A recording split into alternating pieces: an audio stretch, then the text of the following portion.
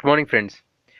In this video, we'll be covering up the recently seen anomaly in Indian economy that consumer food inflation has been lower than consumer price index in past 27 months. Now, this is a very significant development in Indian economy, given the past record of food inflation being higher than the CPI in general.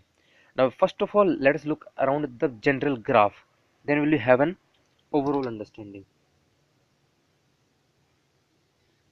Now, if you look at this graph shows the data of general CPI and food CPI inflation.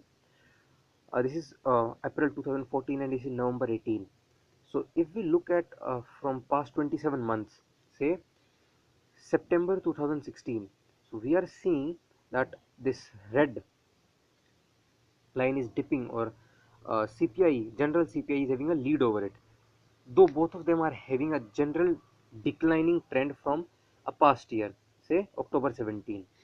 Okay, and in this phase only there has been an increase in the lead of CPI over food inflation. Now, apart from that, there is nothing significant in that article. We'll be covering it from UPSC perspective in this notes of mine. Okay, now friends, first of all, the significance of this anomaly is in past 6 years, so starting from March 2012, CPI food has always been ahead of, much higher than CPI general. And since CPI food is an integral part of CPI general, say around 45.86% is the section of food and beverages. So we can say that general decline in CPI is primarily due to declining of um, food inflation. Okay, before we get into the reasons and manifestations of it, let us have a quick data points. Okay, first of all is CPI in July October in present is 3.6%.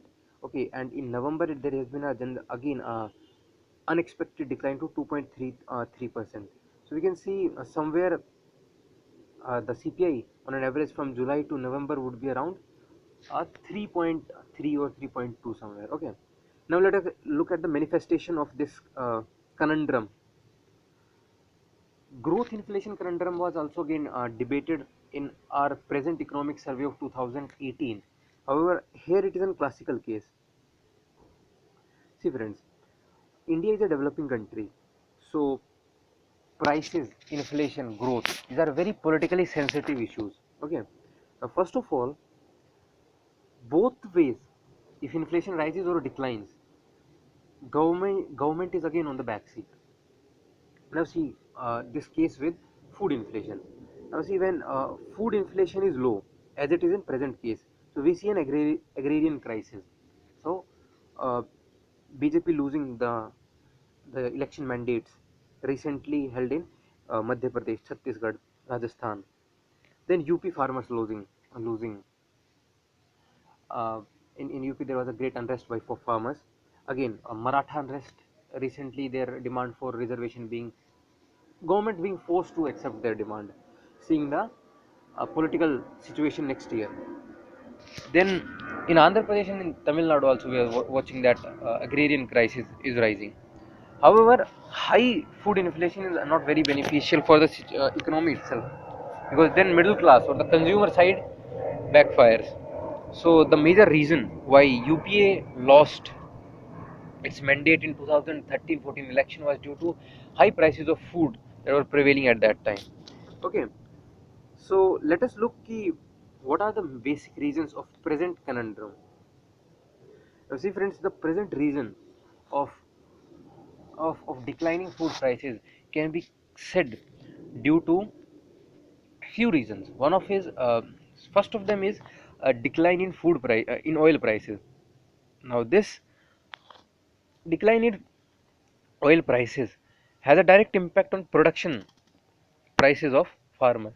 So lower is the cost of oil, lower would be the cost of transportation, lower would be the cost of, say, engines and tractors itself. Major significant point or major reason for this is supply side glut, and low global prices, as a result of which what has happened is it has rendered Indian exports uncompetitive. Apart from this, you see, supply side glut has been due to above average monsoon in past 2 years. See, past 2 years monsoon has been uh, very favorable for Indian farmers, and there has been a bumper crops. Next is the supply side management of present government has been such that there has been a continuous supply of food in the markets. So they have banned the exports of pulses, on in general, which are considered to be very uh, uh, sensitive crops. Say for example, tops, tomato, onion, potatoes, and in so and so forth. So they have restricted the export. Now then there is a stock limits on the farmer and traders. Then there has been a duty free import. So let me give you an example that pulses in last year, we had a bumper all time high production of 16.35 million metric ton. Over that, we imported 6.61 million tons of pulses, hence creating an supply glut. Then above that, there have been favorable government policies so as to increase the production. Say top scheme, the NAM scheme, this Krishi Vikas Yojana scheme. One of the major reason which has been highlighted or said ki telling the peculiarity of situation in present context is that there has been a liquidity crunch.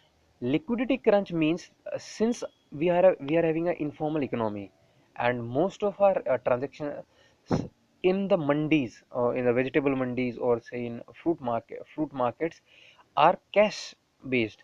So post GST and demonetization, we are watching ki traders have less inclined to reduce their stocks during harvesting seasons, and demanding more money rather uh, than the stocks of vegetables.